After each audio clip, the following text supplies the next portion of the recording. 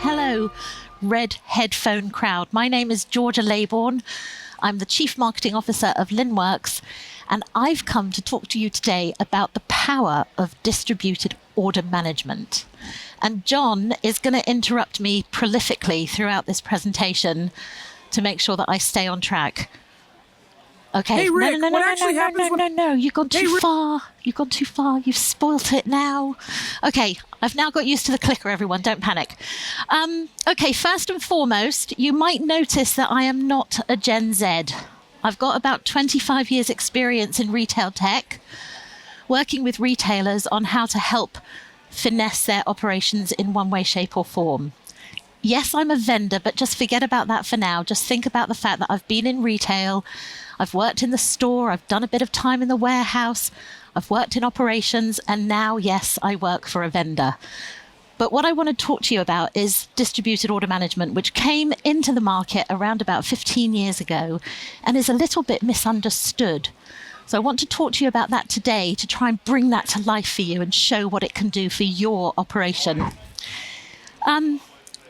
Happy birthday to Deliver, by the way. Anyone else been for multiple Delivers? I've been to about 5 or 6 now. It's a pretty good event. Like it here very much. Okay. So I want to do a quick poll to understand who you are. So if you're a retailer, could you please raise your hand for me? Yes. Okay. Keep your hand up if you're a multi-channel retailer. Oh, that's really interesting because a few of you put your hand down. Okay, we'll talk about that a little bit later. How many of you have a distributed order management system in your business? Okay, so we've got some stuff to talk about. This is going to be good. Okay, so the first thing that I'd like to talk about is what happens when the buy button is clicked. Now, you guys all know when your customer clicks the buy button, what you have to do to make things happen. Consumers, though, haven't really got a clue. They just click the button and the magic happens.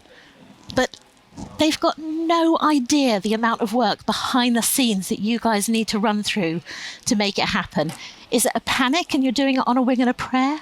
Or is it finely orchestrated? It's probably somewhere in the middle of those two. Does anyone here know Next Retail in the UK? Do you remember when they came out with that concept of order by 9 p.m. and you can get it the next day? And they had that great TV ad that showed you what happened overnight to make that happen.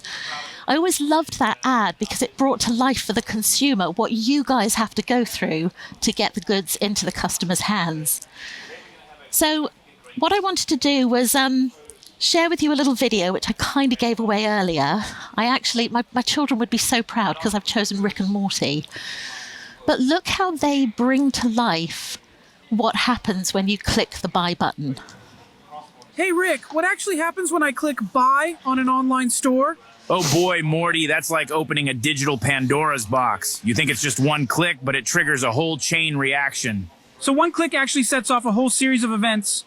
Exactly. Clicking buy doesn't just spend your money, it triggers inventory checks, payment processing, fraud detection, shipping arrangements, and notifications. It's a synchronized ballet of code, databases, and logistics, all just so you can impulse buy something at 3 a.m. Anybody else impulse buy at 3 a.m. when they can't sleep? I am terrible for it. So let's pick out a couple of things here. A digital Pandora's box. I'd kind of agree with that. When someone clicks the buy button, that's exactly what happens. Magic behind the scenes. A chain reaction of events that you guys have to coordinate from A to Z. A synchronized ballet of code, database, and logistics. I bet that would put the fear of God into most IT departments, that's for sure. I kind of like this description. It kind of helps bring home to me exactly what we need to be thinking about when the customer pushes the buy button. So let's dive a little bit into some of the behind the scenes considerations of what's going on here.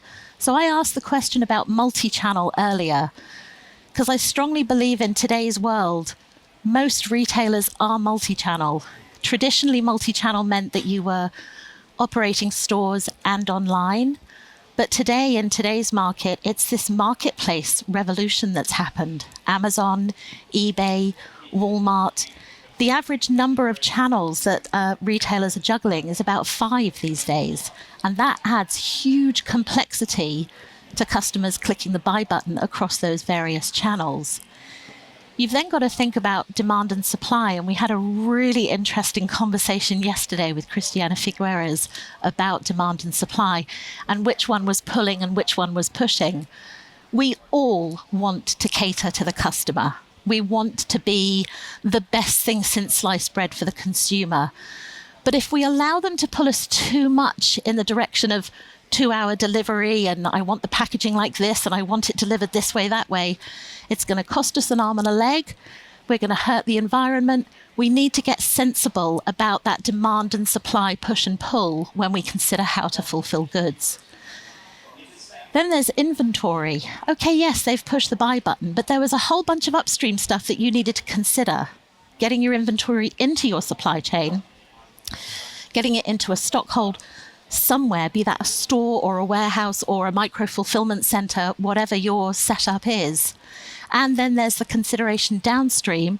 If you sell a lot of this, do you have to restock? Do you have to replenish your store? Do you have to do this? So inventory is a huge component of clicking that buy button. And then finally, there's shipping. Now, I don't know about you guys, but I walk around that trade show floor. The number of shipping options we now have at our fingertips is off the charts. But it's a really important consideration in the mix. So lots of back-end things to consider. So what we're going to do today is we're going to talk about what distributed order management is fundamentally, why it's so important, and then how it works and the impact that it can have on your business. So just 3 tiny little bullets that we're going to run through. So first and foremost, I'm going to do something that I hate doing, but I'm still going to do it. I'm going to read you a textbook definition of distributed order management because I know how to use AI and I Googled it. It's a sophisticated system that optimizes order fulfillment by managing inventory, orders, and resources across multiple locations and channels. It ensures orders from online, marketplaces, mobile apps, physical stores are managed cohesively. Really important word. DOM systems use rule-based logic and advanced analytics to determine the best fulfillment strategy for each order, balancing speed, cost, and customer expectation. The reason I read that was because when I Googled it on ChatGPT, I didn't Google it on ChatGPT, I've just mucked up 2 terms there. That was the definition, and it's right on. That's exactly what it's doing. It's cohesive order lifecycle management across channels. So when we break that down, order management is all about inventory, finding it, allocating it, distributing it appropriately. It's about making sure that every stage of that order life cycle is managed so that you are profitable, so that the customer is happy, and so that the environment is not blown to smithereens. It thinks about resource deployment. Now, the reason why I wanted to use the word resource is because quite often order management is confused with ERP, enterprise resource planning. And an ERP is a fundamental product for any company that's trying to manage resources across its entire enterprise. But when it comes to retail and order lifecycle management, a dedicated distributed order management system brings a lot over and above an ERP. So when we talk about resource planning, we're not only talking about people, we're talking about locations, we're talking about machinery, we're talking about lorries that need to be allocated, all of the different resources needed to fulfill an order. Now, the shipping part of the order life cycle is crucial because that's what's going to make or break your bottom line. Think about the routing, think about the assets that you're deploying, think about the partnerships that you're engaging, think about the cost, not only monetarily, but also to the environment of that particular element. I mentioned already balancing cost, speed, customer loyalty, really, really important components. And then, and we're going to come back onto this in a moment, there's the rule-based logic side of the product, which is doing fast analytics, making decisions and automating things on the fly. John, you looked like you wanted to say something then. No. Either that or you're fascinated. I'm absolutely hooked. Hooked. That's good. That's what we like. Okay, let me throw a fact at you. You'd think on the surface that managing an order is a pretty simple thing. And when you are considering one single order, the human brain can wrap its head around it really, really easily. The fact of the matter is, in today's modern world, it's very rare that you're just going to get one order coming through your system. It's going to be multiple orders. It could be hundreds, it could be thousands. You need a bit of sophisticated technology to process through those orders on the fly. Now, on average, there are 5 big decisions that need to be made and big tasks that need to be performed in order to process an order. Number 1, you've got to find the inventory in your network. Where is it, and is it available? Number 2, you've got to then allocate that inventory to that order. You've got to initiate a pick and pack within either your warehouse or the third-party warehouse. You've got to think about the invoicing that goes with that order. You've got to think about the shipping. All of these things, yes, your human brain is capable of doing that. Yes, your personnel are capable of doing that.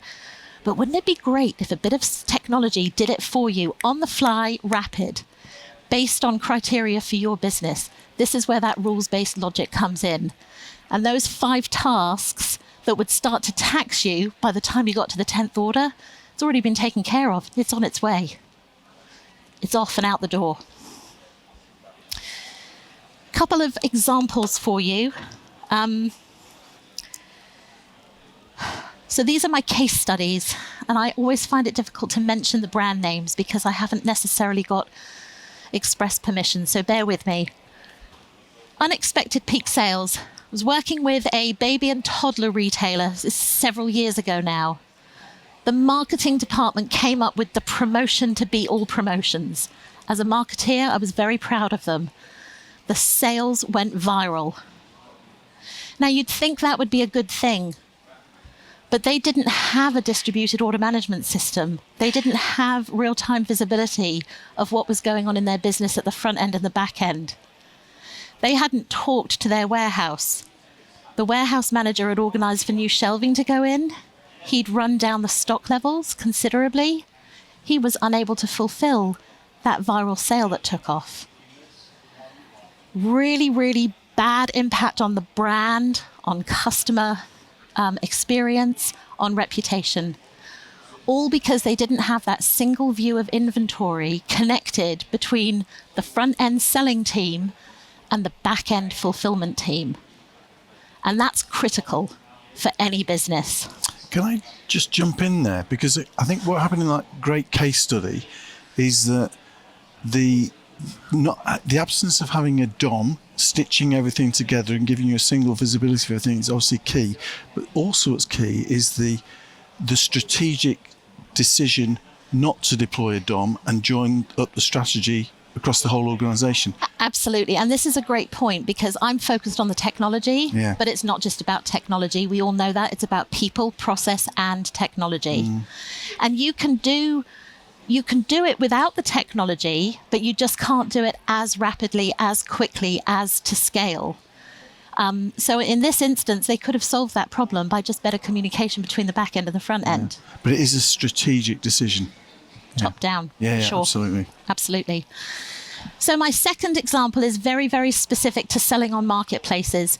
Has anybody in this room fallen foul of some of the guidelines of a marketplace of this world and been blacklisted? You're lucky. I've got several customers before they came to Linnworks who had, because they weren't adhering to the listings or the behavior or the customer delivery, they'd let customers down, things had gone wrong. They got blacklisted on their primary selling channel and they had to kind of start from scratch and get everything up and running. A distributed order management system can help you avoid falling foul of marketplace regulations. And in today's modern world, that's very, very important.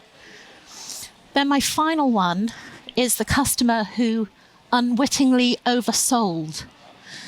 So they didn't have an inventory sync between the channels that they were operating. So they were operating Amazon over here, eBay over there, here was their website, here was another marketplace. Everything was siloed. Something got sold at pace on Amazon. They took orders on this other channel, but they couldn't fulfill because they hadn't synced the availability of stock across those various channels. So as you sell over here, it's imperative to update your real-time situation over here. And if you're not doing that, you can unwittingly oversell, and that again can cause huge problems. So that's the what. That's what DOM is. Now, why do I think it's so important? Why should you think it's so important? So fundamentally, two things here. DOM streamlines and optimizes your operations. I didn't say that very smoothly at all. I'm going to say it again.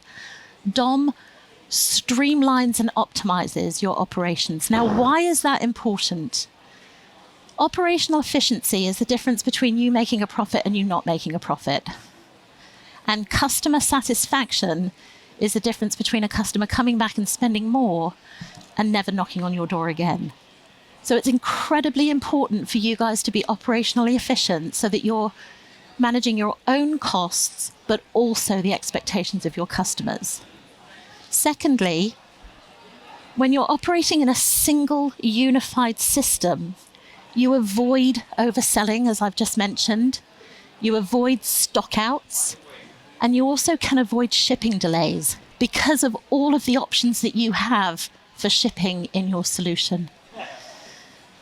Fundamentally, this solution leads to reduced fulfillment costs and faster and more reliable order fulfillment. I've left out one incredibly important thing in that summary: sustainability. DOM enables you to offer sustainable options to your customers as part of the delivery options, as part of the shipping choices that you make. So it can help you be greener as a retailer. Okay, I've got another fact for you. And this is a scary one, John. You're not going to believe this. So we did a survey earlier this year, about 2,000 retailers. And we asked them, do you have a clear view of your inventory? And it was really good. 36% of retailers said, yeah, I've got a really accurate view of my inventory. I know exactly where it all is. So that's good, isn't it? What about the other 64%? The other 64% didn't have a clear view of their inventory. And that means that they're setting themselves up to let the customer down. They're setting themselves up for additional operational costs. Really, really scary statistic for me. I really would have liked it to have been the other way around, with 64% knowing where their stock was. Can I just, for my clarity, is that 36% of real-time visibility of inventory in warehouse and in shop? Enterprise-wide. Enterprise-wide. Okay, right. Yes. Yeah, okay. Because I think you'd find if you just asked about the warehouse, it would be a lot higher. Yeah. Because obviously warehouse systems are really sophisticated these days. But the warehouse needs to know what's going on elsewhere, and the enterprise needs to know what's going on in the warehouse. So it's got to be two-way. Okay. I don't know where I'm supposed to be pointing this thing. It's quite fun. Okay, so a couple more real-world scenarios. We've talked a lot about multi-channel. I'm going to introduce the concept of omnichannel now. Omnichannel is when we're operating cohesively across all of those channels. And one of my examples here was a customer who traditionally was in the store. They knew how to manage store inventory and store orders without any problem whatsoever. They embraced e-commerce, they went into the online world, and they thought all the systems they had in place would miraculously adapt to the e-commerce world and multi-channel across different channels. They were sadly mistaken. Their warehouse management system couldn't keep up. It was great at replenishment at a pallet level, absolutely dreadful at single picks. And their in-house order management wasn't able to cope with the vast array of single item orders rather than the larger orders that they were getting through from the stores. So it's really, really important to ensure that your technology is capable of catering to the specificity that you have within your business. I've already mentioned compliance to marketplaces, but I've got another multi-brand retailer who had a huge issue with shipping penalties. When we misappropriate product to a shipper who doesn't really like that kind of product or that weight or that size, they tend to penalize us. They'll send us a fine for misappropriation of shipping. When you work with a distributed order management system with shipping integrations inside, you can make sure that you're allocating the appropriate piece of stock to the appropriate courier. We had one customer who was being charged $5,000 a month in penalties. They implemented a distributed order management system with all of these shipping integrations, and that went down to practically zero. So a huge, huge saving was had. Okay, let's talk about how. Time is a ticking. So, distributed order management works in a number of different ways. It's a very, very complex system, but let's start at the beginning. First and foremost, it's about orchestrating your orders. It's about figuring out what orders you've got, where they've come from, and starting to see how you're going to move those through the supply chain. In order to make that work, you need visibility of inventory. So it's immediately looking through your network. Where is the inventory? And next, how do I get it from A to B? Order routing. If it's in this warehouse, how do I get it to that customer? If it's in that micro-fulfillment, how do I get it to this customer? Then have to think about multi-channel support, because you've just had another order come in simultaneously, which also needs that bit of inventory. This system is clicking through all the time, looking at all of these different scenarios. That's where the rule-based logic comes into play. That's where you guys would mandate, here are my criteria, this is what's important to me, cost comes first, proximity to the customer comes next, and XYZ is my next criteria. It's a configurable solution.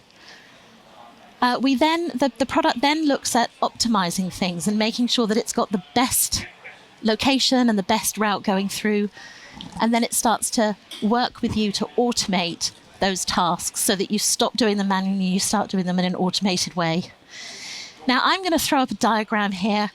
And I know that diagram, I mean, you can't read that, but this is to try and bring home to you, this is a complex bit of kit. So you start off at the beginning of the process. You've got your listings. Over on the far left, you've got your listings up on your various channels. You've got your inventory view. You're selling on TikTok Shop and eBay and Amazon. It's all out there. You've got customers clicking that buy button like mad.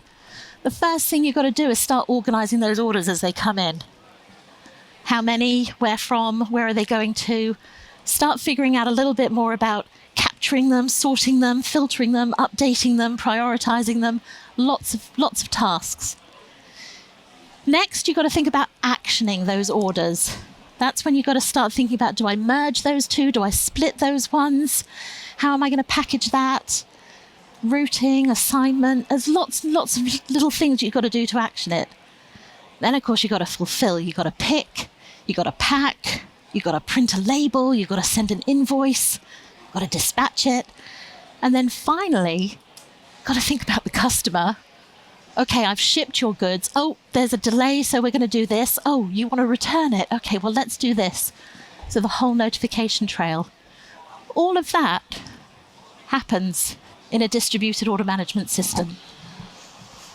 So, some final examples for you. Resource and capacity.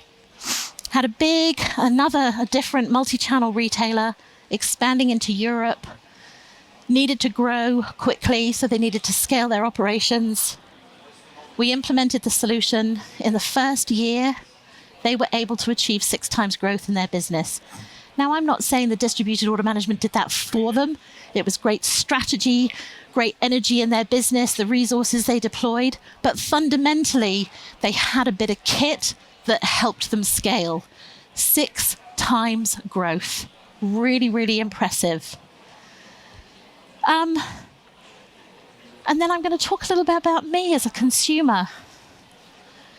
There's nothing that drives me madder than a really bad shopping experience. And I can tell when I'm shopping whether or not my retailer has invested in a decent system. I can see it when I'm on the website, from the stock availability, from the delivery options, from the communications I receive, from the reliability. It makes a huge difference to the consumer when you get it right. Okay. I think for the first half an hour, John, I've been relatively well behaved about attempting to be a retail expert. I'm just going to take a moment to tell you a little bit about Linnworks, if I may, because Linnworks, it will surprise you to know, has an awesome distributed order management system. No way. Would you believe it? I know. So Linnworks is pretty well known in the UK, getting itself better known here in Europe. We're about a 1.1 billion order company. So our platform is managing 1.1 billion orders for you guys every year. About 18 billion in gross merchandise value. And we've got about 4,000 brands around the globe using this product today. We're also the largest e-commerce partners for eBay and Amazon in the UK. The way I describe this is, we try and put your distributed order management system at the heart of your retail operation and help you connect to an ecosystem that can help you grow, can help you improve your operational efficiency and improve your customer satisfaction. The partners I'm talking about are the marketplaces of the world, the shipping integrators of the world, the agencies of the world who can help you with your strategic growth and development. Our mantra is to make commerce easier for all by helping you expand your business, control your business, and automate your business. And automation is a crucial part of this. It's a global system. You can see on the numbers on the map here, the majority of our customers are indeed here in Europe. We have a large swathe of customers in the US, and then dotted around the globe, we have various retailers doing various things. A really, really big partner for the Walmarts and eBays and Etsy's and B&Q's and Amazons of the world. I'm going to play you a little video. It's not a Rick and Morty. It's one of our own.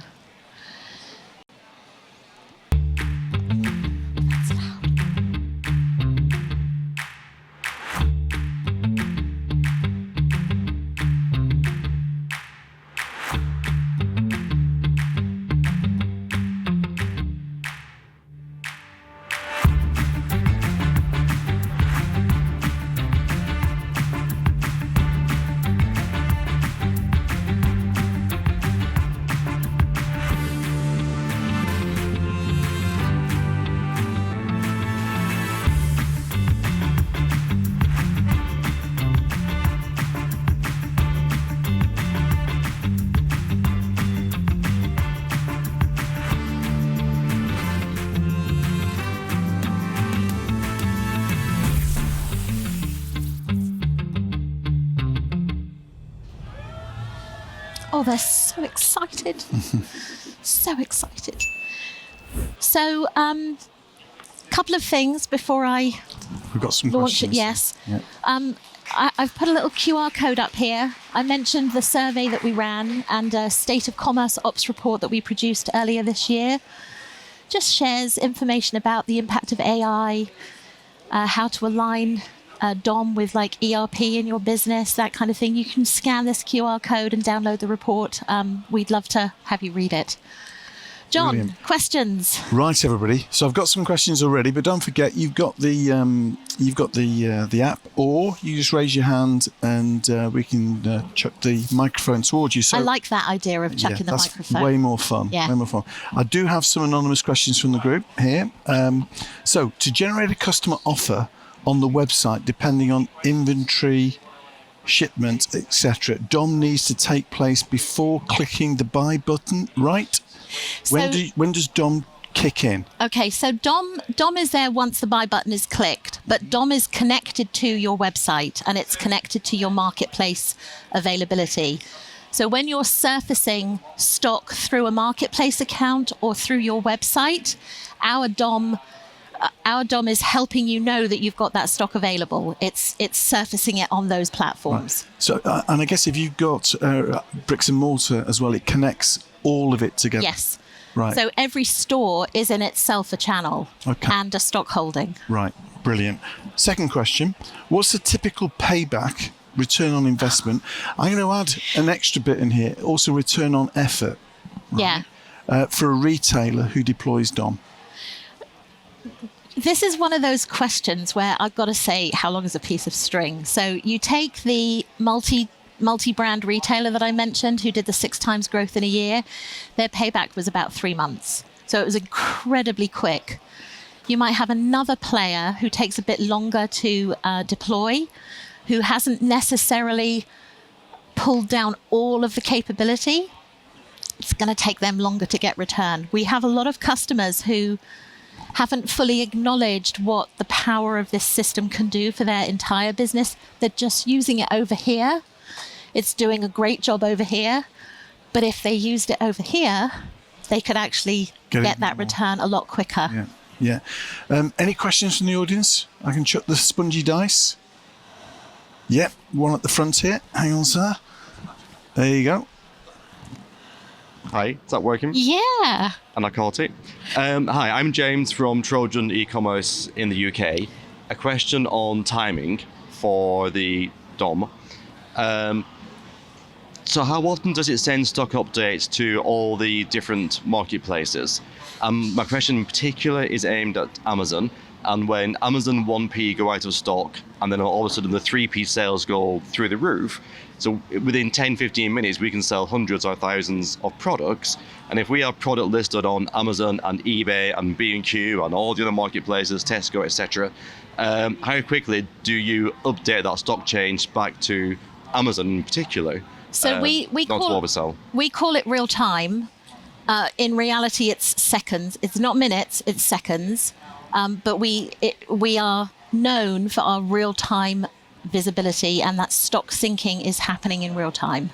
Good, thank you. Brilliant, thanks for the question. On the, do you help clients or prospects with the business plan, the internal business plan they need to get sign off?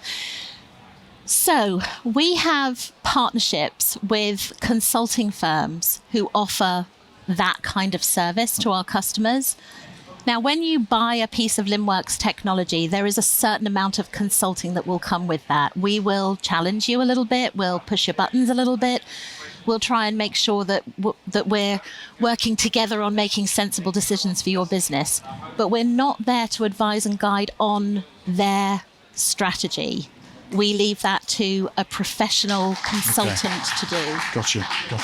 Okay, got another question from the floor, and that is, great question, this one.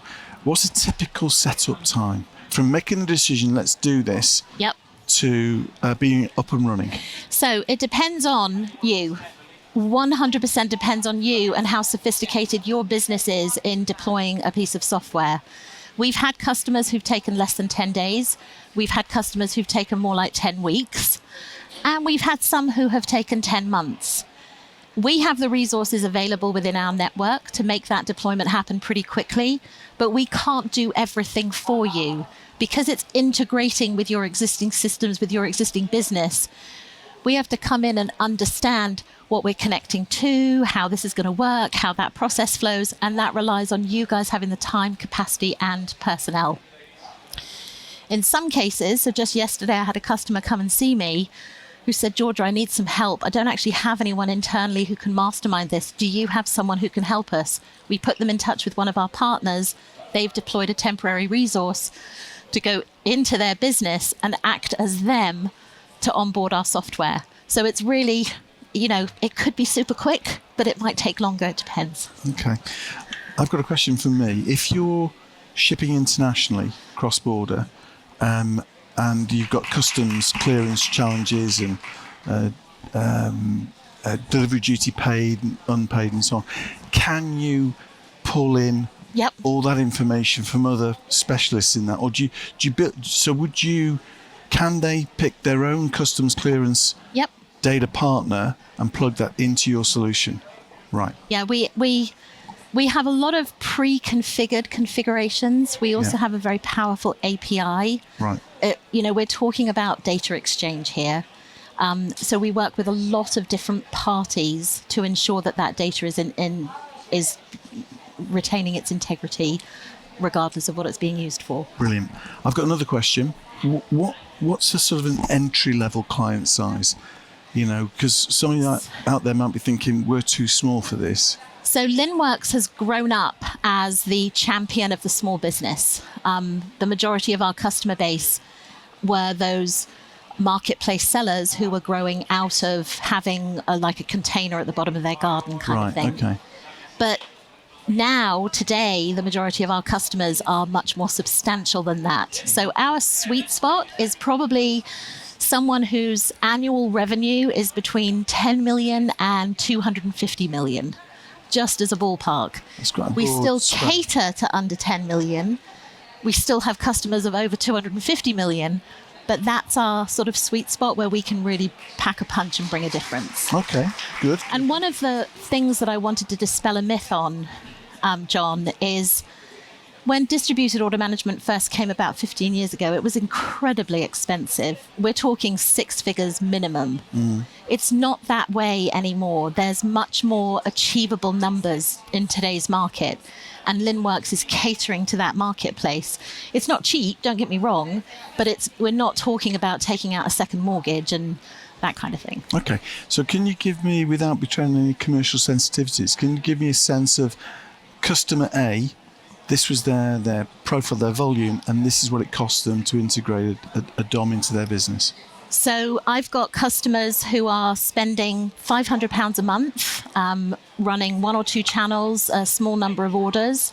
And I've got customers who are spending 25 grand a month with a much larger volume, multi-regional, thousands of orders. So does going through. the payment, so it's basically a monthly subscription model? It's a monthly subscription model, and it's based on number of orders. It is not based on revenue. Okay.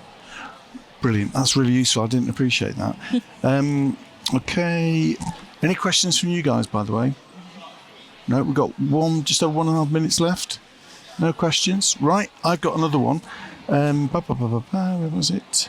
Yeah, you mentioned that it enables, one of the benefits is it enables you to manage your resources and your assets better, and obviously working capital can be very, very costly for a business. So have you got an example of how your DOM solution has helped a business just manage their working capital better? Primarily, it was inventory related. Yeah. So very much focused on inventory forecasting. So there's a demand forecasting element to the solution, which enables you, using the system and the data that you've been processing, it enables you to analyze how much you should be bringing into your supply chain in order to fulfill and satisfy your customers in an appropriate fashion.